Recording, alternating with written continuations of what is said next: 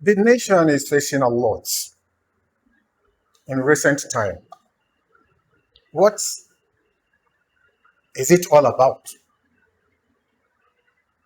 It's all about the amended Electoral Act.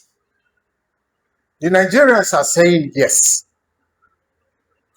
but the legislator, in their own thinking, they are saying no. And then it has created a lot of misconception. What we are going to discuss today is all about knowing the fact. Either the legislature are on their own, or they are representing the people, the citizens. Like I said, it has created a lot of misconception.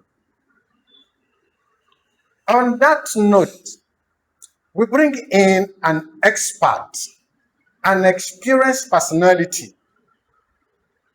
that will give us an insight and experiences that will shape this discussion for everyone to benefit. And with me in the house, I'm having Dr. Suleiman Muhammad, who will help us in doing justice to this topic. Doctor, you are welcome to Central Focus, where issues of national issues are being discussed and treated amicably. Welcome, Doctor. Thank you for having me, and good day, viewers at home. Just like we said, today we are looking at the issue between the legislature and the citizens of the country. Doctor, what are your perspectives looking at this amendment that has caused a lot of misconception? The legislature are saying yes. Those who gave them the mandate to represent them for 4 years are saying no. Are they in the best position? Or who among these two divide that are the best position to discuss this? Thank you once again. I think let's look at it from this very angle. Every 4 years, the Nigeria legislature, they have what is called electoral amendments. And these amendments encompasses almost all aspects of our election. And this very particular clause that we are looking at today has been there, which they've been, stylishly avoiding because they don't want to, pass it into law. Each time they amend the electoral system, they avoid it and they don't want to pass it. Only God knows what is their reason. The clause is transmitting election result electronically at the real time. This is just the simple clause. What it means is that as you are casting your vote, it will go straight to the server and it will process and go to the central data system. The electorates that cast the vote, you see what you have, casted. The INEC officials see, the politicians, everybody see that this is exactly the vote, the person you have voted for, and it goes straight to the central data system and everybody knows about it. So, right from the first, second, third republic, we are in the fourth republic, there have been a lot of processes in which elections are being conducted in Nigeria. And the system evolved up to this period that we are talking about. The first one we had was option A4, where people line up in the line, you count 1, 2, 3, you understand, and you get the results. When we graduated from that, we have what we call ballot paper box. People complete, put it inside the ballot. At the end of the day, they bring it out, sort it out, count, and announce the winner. So when we are graduating from that, we came to what is called a card reader. From card reader, we come to what is called beavers. From beavers, we come to what they call a IREF. These are processes that evolve right from the first republic up to this very particular period we are talking about. So I don't know if all the successful administrations endure these processes down to this period. Why this government Thanks. is looking the other way? Why they don't want, you understand, to adopt this technology that will make our election process transparent, credible, and safer time. Thank you so much, Doctor. We heard from the information that this exercise has taken almost 3 years. Why now? Because it is said that both the Senate and the House has actually resolved at the committee level and agreed to real-time transmission. Both House. Why sudden change? Especially because most of the members are pointing accusing finger to the presiding officer, which is Senator Akapabio. What do you think is the cause sudden change? Why both side, both the House of Rep, the Senate, has agreed in their different committee level to this very exercise. And then suddenly, Akabio as an individual, which is just one among equal, believe he has that right by turning the other way around. Thank you.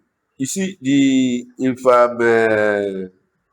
I'm to say, without any mercy word and without any apology to anybody, I will say that this third Senate, the present Senate president, the person of Gosu Akpabio, happens to be the worst Senate president Nigeria has ever had, based on the antecedent, you understand, we have seen so far. Just like you rightly said, for the past 3 years, these amendments have been on, you understand, and each time they discuss about it, I think this is where the problem lies. The House of Representatives graciously adopted this system and they passed it. Coming to the Senate, majority of the senators there are on the side of the people, which is, you understand, the electorates, and they've taken side with the House of Representatives. But I don't know why Senator Gosu Akpabio, the Senate President, on his own, think that this very particular amendment should not skate through. The senators that have taken side with the people, after when they discuss about it, and he stylishly tried to use one funny English to convince Nigeria, not even convince, to confuse Nigeria, that the election transmission of election results has been passed in 2022, and they don't know what is something that has been passed. They cannot come back and discuss it. Yes, that has been passed. We are talking about the real time. This is the issue. The real time, in quote, you understand, transmission of the election result on the election day electronically to the server at the real time is what the problem is, where we are talking about. Because what I believe, my conviction is that Senator Godswill Akpabio and his cohorts know fully well that if this very election result transmission electronically skate through at the real time, I can tell you virtually that 50% of the current elective officers that are occupying National Assembly, governors, and the rest of them will not come back. We'll come back to that. Yes. Again, it was how the public were well informed that in the past, the position of the Supreme Court is, if it is not being enacted as a law, if you give that discretion to INEC, the judiciary will not be able to do justice to any election petition that will come even up to Supreme. That is, those who, by their own complaints, is all about this transmission of real-time transmission.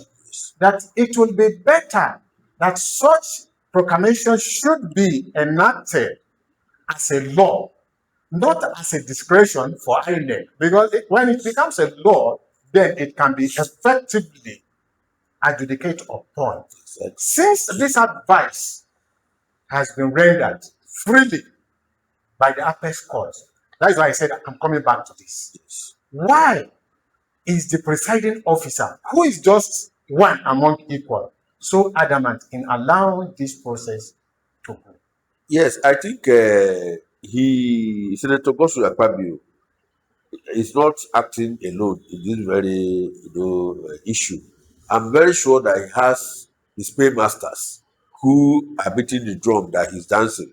Because if only him, you understand, can come up and start saying all these things without having somebody somewhere who is supporting him, I'm sure by now he might have backed down. You see, that is why sometimes I have problem with the Nigerian judiciary. In a sensitive and critical issue like this, you don't pass judgment as if it's an advice. No, pass a judgment, you understand, a directive.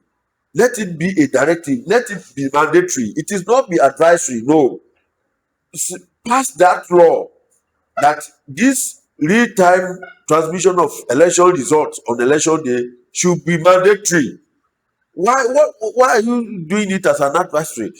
Look at what happened. Was it on Tuesday or thereabout? I'm sorry, I'm digressing, but you have to permit me. On the suspension of Senator Natasha Akpoti representing Kogi Central. You see, when Justice Bita Nyako of Federal High Court came up with her judgment, she said the Senate should consider they have the right to suspend their one of their officers that misbehave and the rest of them, that but they should temper justice with mercy. When clearly it is written in their book, in the Senate book, that if any of their member erred, you cannot suspend that member more than 2 weeks. But when they get their law that they are suspending member for 6 weeks and 6 months, and the court that are supposed to interpret this very clause, if they claim they don't understand what their rules is all about, is now coming to give advice. So that is exactly where we are getting it wrong. So this very critical, aspect of our electoral system amendment supposed to be mandatory, because this is where Nigerians are looking up to the judiciary. This is where Nigerians are looking up to the legislator. By the time you do it, it will reduce all these court cases. Because when somebody loses election, you know that you lose gallantly. You don't need to go to court. You graciously congratulate the winner and life goes on. But in a situation where you see that, most of these riggings happen at the collation centers.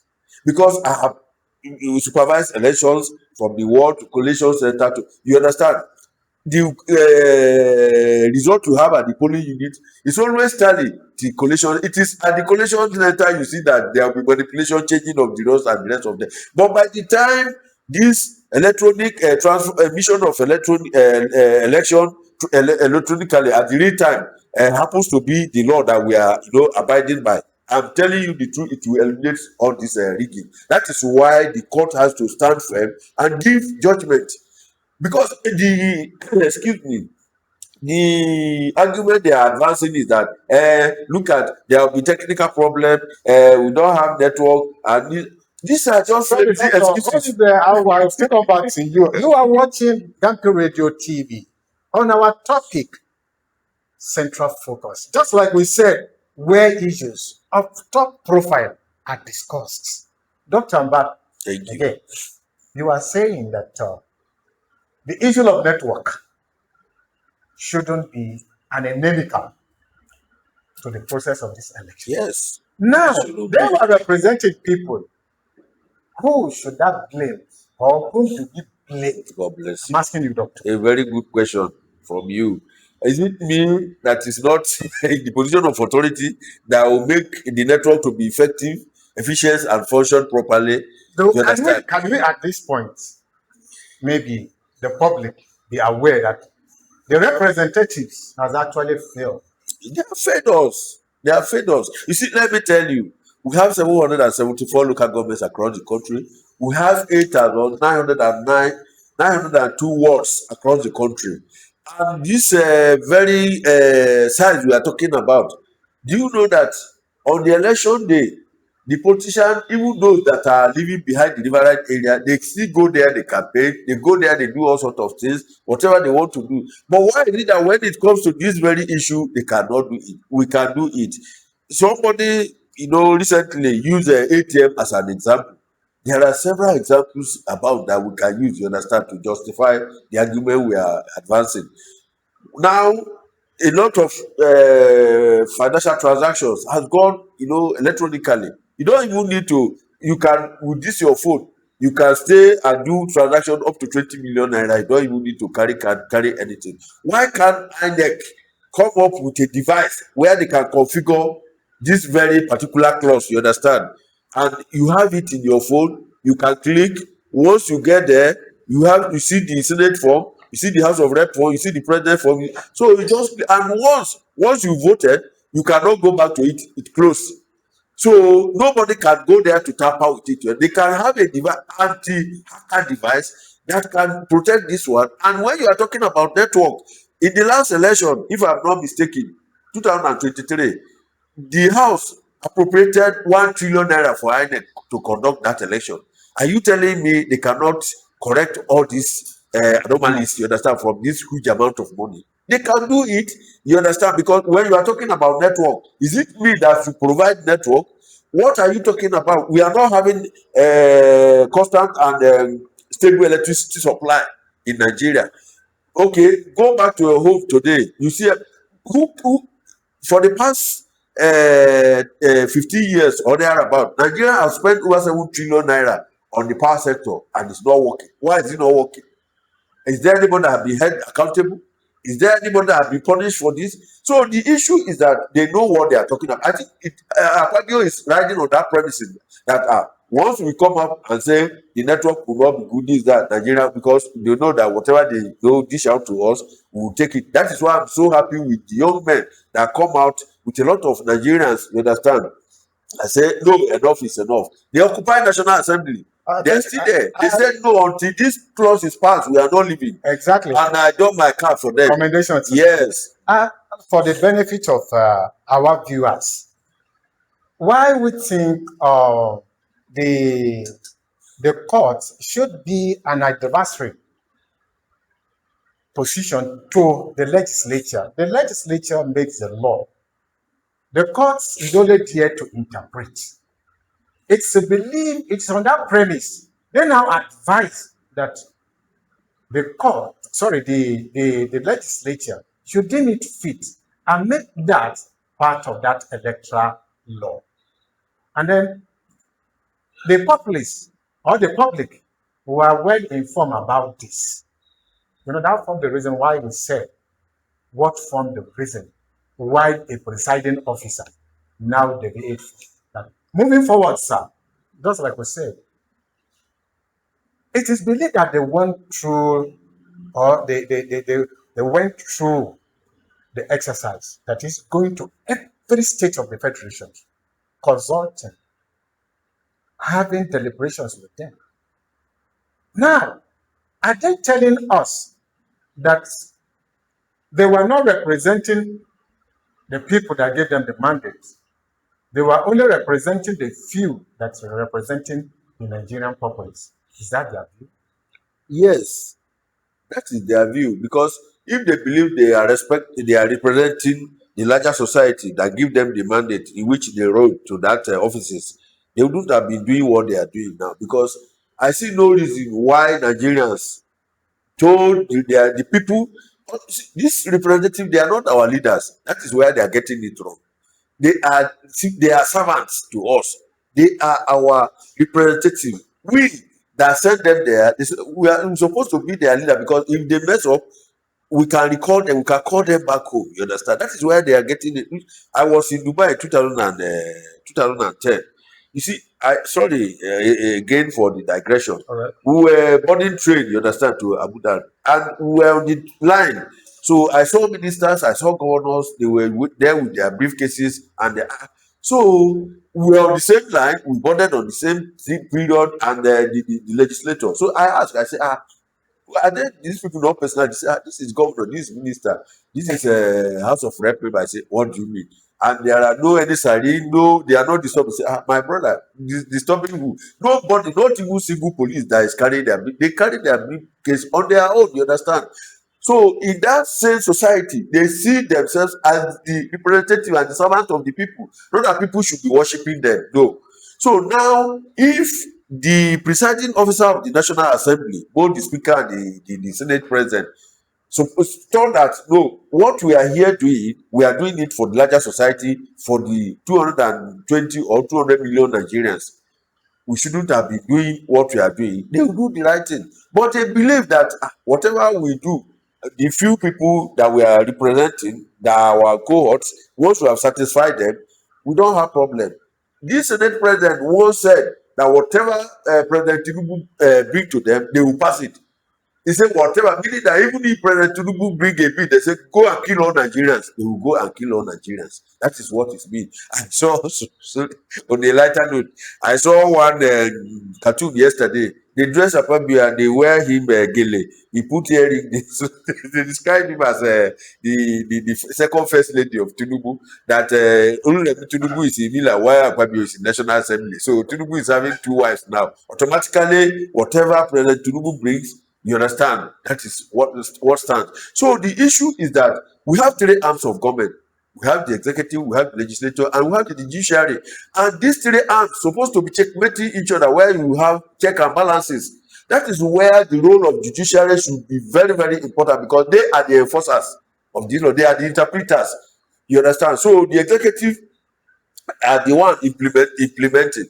So the legislatures make laws, the executive implement, while the judiciary interpret.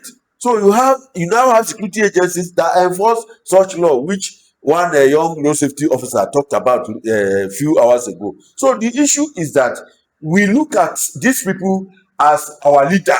That is why I'm happy with the awakening consciousness of Nigerians, most especially the youth, because they are there. One of them, they called that guy Peter the Rock. He told Akpabio, he said, look, you are not more than all Nigerians. We are telling you, Nigerians are talking to you.